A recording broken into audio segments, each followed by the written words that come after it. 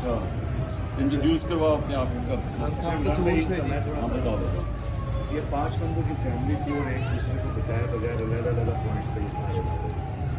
ये उस दिन उस रात 4 बच्चे ना मेरे, और मैं उस दिन जो वीडियो वायरल हुई है वो मुझे तो पता ही नहीं था। खान साहब ये तो अभी 3 दस्ते थे पुलिस के ना जो खड़े थे, उनसे मैं ये कह रही थी कि आप मतलब किस उससे मतलब क्या हम पाकिस्तानी नहीं है या आप इंडियन हो या हम इंडियन हो? मुझे इस चीज़ का जवाब चाहिए, बताओ ना किस लिए आए हो?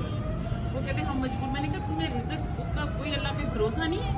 रिजल्ट तो उसने देने आज कह देते, सब इनकार कर देते तुम।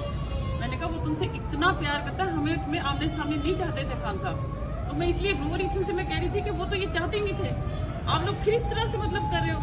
तो वो एसपी था ना एक, उसने देखा कि मतलब ये बड़ा बोल रही है, उसने कहा पकड़ो इसको डाले में डालो। मैंने कहा हाँ डाले में डालो, मुझे सारी गोलियां यहाँ खा कर जाऊंगी, जिंदा नहीं जाऊंगी। तुमने क्या समझाया? वो कहता है उसने मुझे गाली दी ना एसपी ने। हाँ जी। पता वो कौन था?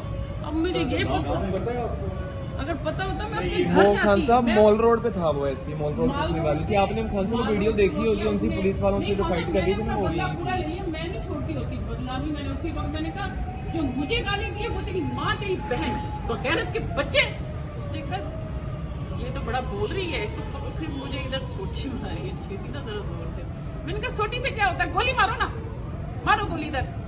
हमारी ऐसी की तैसी तुम्हारी, आए हो तुम लेने के लिए खान को, हाथ तो लगाकर देखो, पहले हमें मारो ना फिर उधर पहुंचना तुम, तुम्हारी जुर्रत तुम्हारी।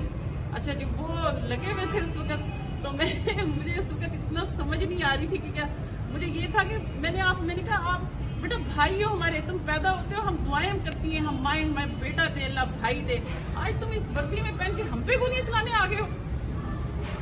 क्या हम इंडियन है? बिल्कुल ठीक है। अच्छा तो